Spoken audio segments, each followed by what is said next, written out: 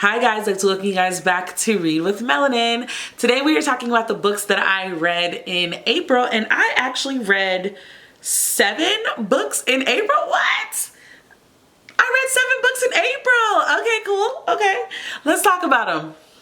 Yes, I am still continuing my Rick Riordan Gods of Olympus reading. So this month I read The Lost Hero and The Son of Neptune. The Lost Hero is, so after the initial Percy Jackson series, there's a prophecy of the 7.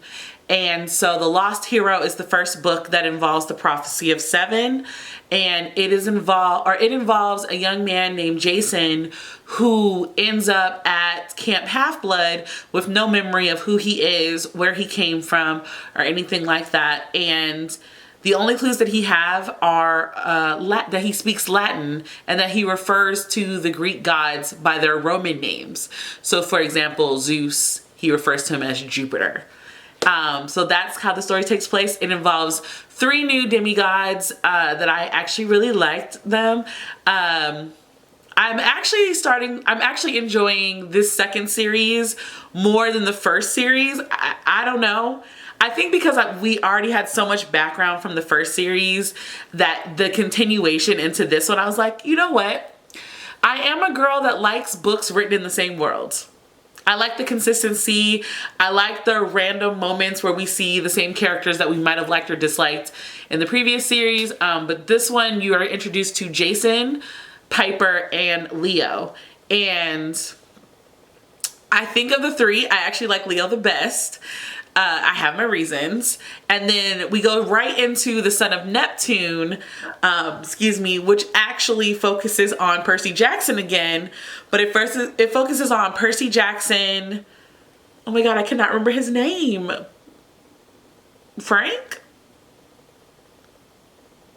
Oh my God, I don't remember.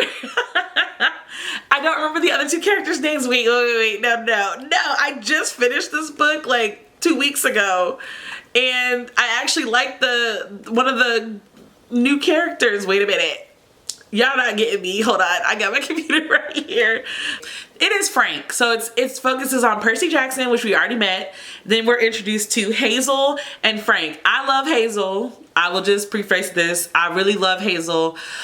There's something about the women or the young girls that are introduced in the second series about underlying power and things of that nature, and like viewing things that are not really considered as strong and powerful are very powerful in the series. I am definitely loving that. I have already started The Mark of Athena, which is the 3rd book, and I know that that one focuses on Annabeth, but I don't know which other characters are in there. I know that we've already been introduced to the first 6 of the prophecy.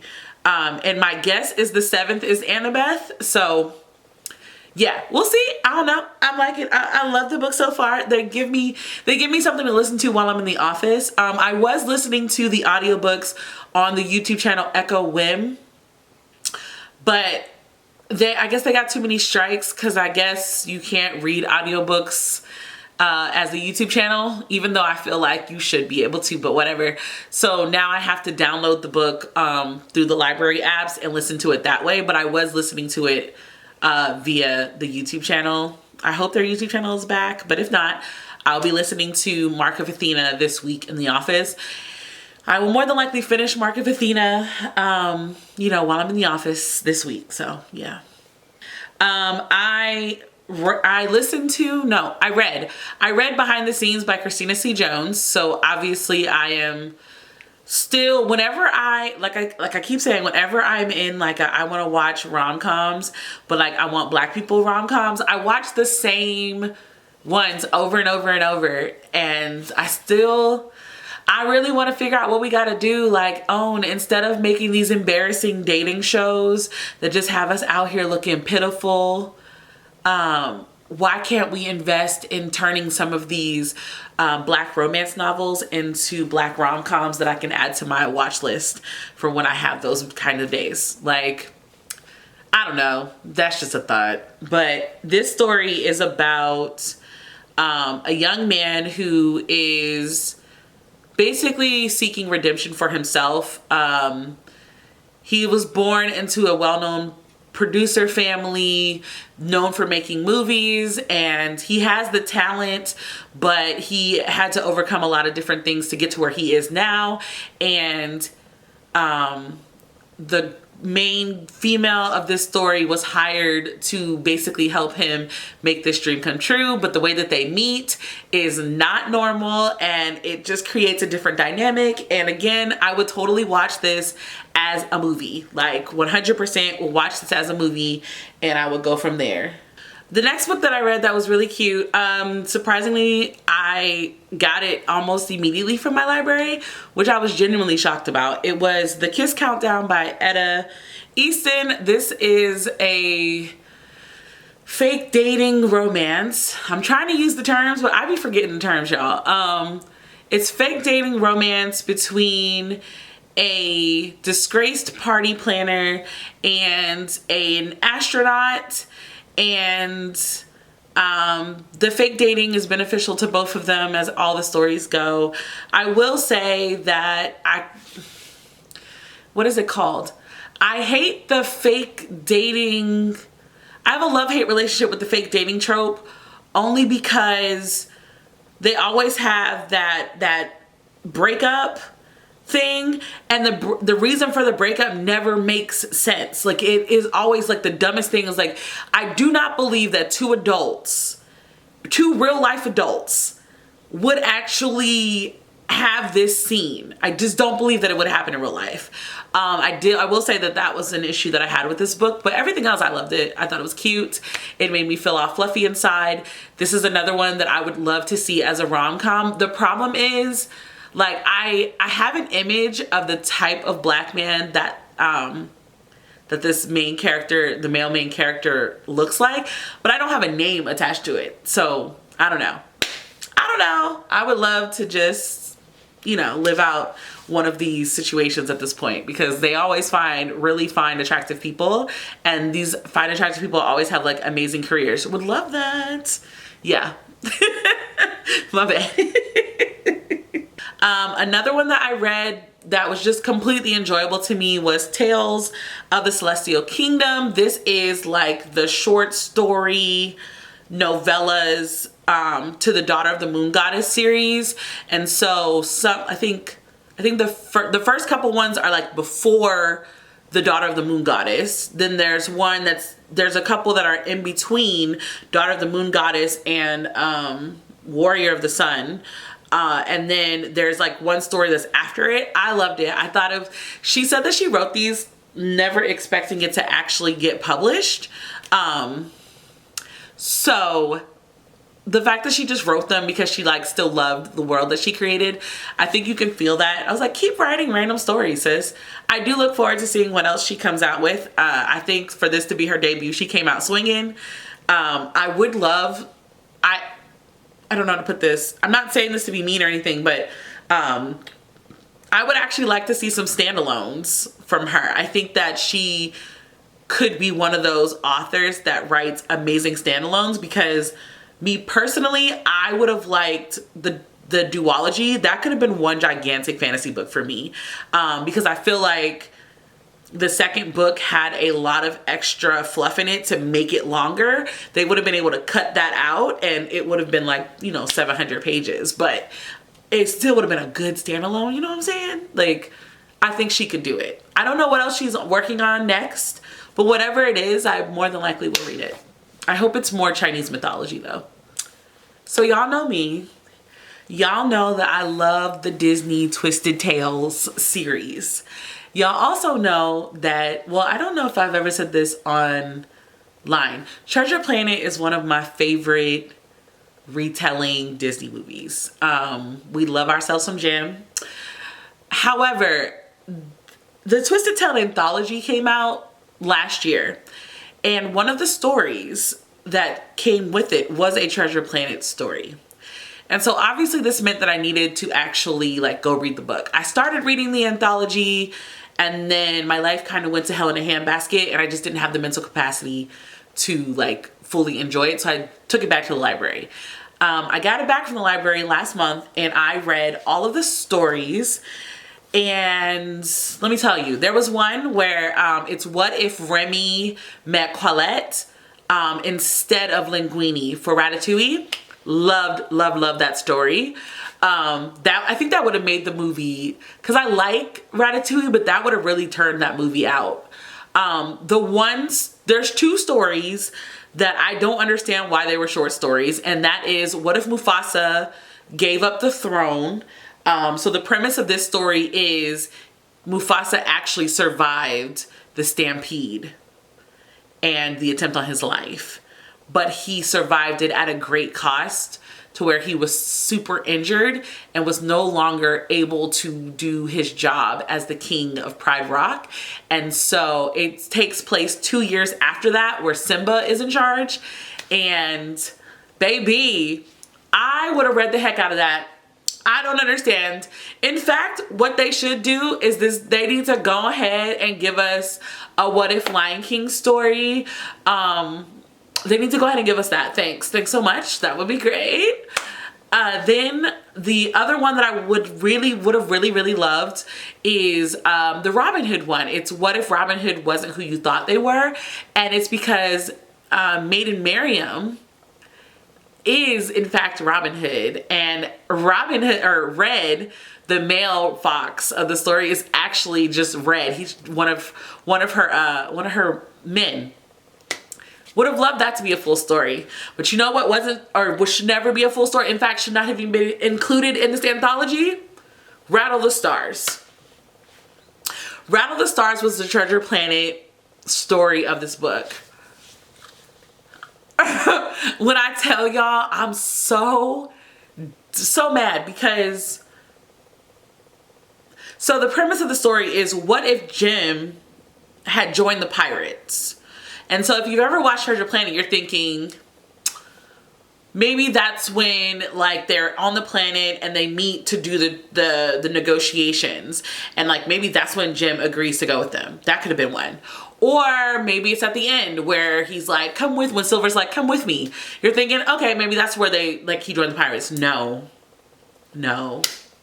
In fact, this is going to be a spoiler moment. So as long as you see spoiler on the screen, I will be spoiling this particular one, because I just need to talk about how pissed off it made me.